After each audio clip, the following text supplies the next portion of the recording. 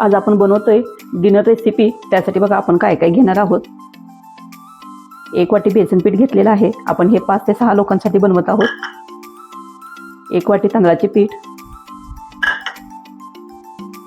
त्यामध्ये बारीक कट केलेला कांदा, गाजर, भरपूर अशी कोथिंबीर, शिमला मिरची, टोमॅटो, पत्ता कोबी आणि मिरची आणि लसूणची पेस्ट। त्यामध्ये आपण अर्धा लिंबू पिळून घेणार आहोत। थोडेसे जिरे, हळद पाऊण चमचा, पांढरे तीळ घेतलेले आहेत आपण 2 चमचे, हिंग पाऊण चमचा, धने पूड, आपण टाकणार आमचूर पावडर। आमचूर पावडर नसेल आपण चाट मसालाही टाकू शकतो। ही काश्मीरी पूड, आपण मिरचीचा ठेचाही टाकलेला आहे। लहान मुलांसाठी बनवत असेल तर आपण काश्मीरी पूड स्किप केली पण चालते। हा आपण ओवा टाकणार आहोत, कारण बेसन पीठमुळे पोट गॅस पकडतं, त्यामुळे ओवा। ही आपली कस्तुरी मेथी बारीक करून टाकू। चवीनुसार मीठ। हे सर्व आता आपण मिक्स करून घेणार आहोत।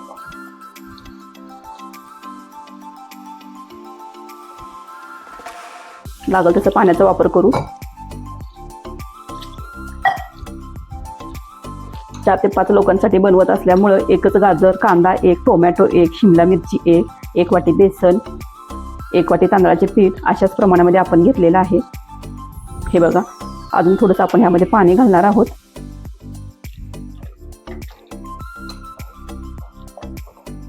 हे बॅटर तयार झालेलं आहे। आपण गॅसवरती नॉनस्टिक तवा ठेवलेला आहे। आता आपण ह्या तव्याला तेल लावून घेणार आहोत। हे बॅटर आपण आता ह्याच्यावर पसरून घेऊ।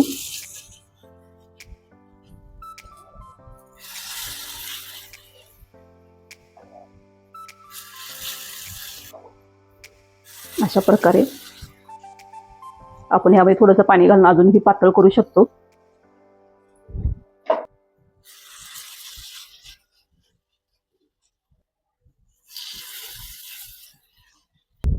साईडनं आपण थोडंसं तेल लावून घेऊ।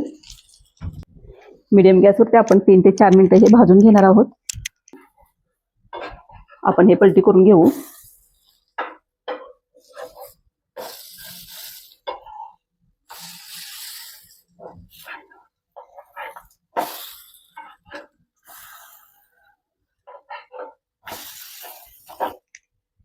आपण हे मीडियम गॅसवरती चांगलं 3 ते 4 मिनिटं हे भाजून घेत आहोत। तांदळाचे पीठ टाकल्यामुळे हे अगदी खुसखुशीत असे होतात। डब्यालाही आपण हे बनवून देऊ शकतो। खाण्यासाठी अगदी पौष्टिक असे हे भाजलेले आहेत। आता आपण हे काढून घेऊ।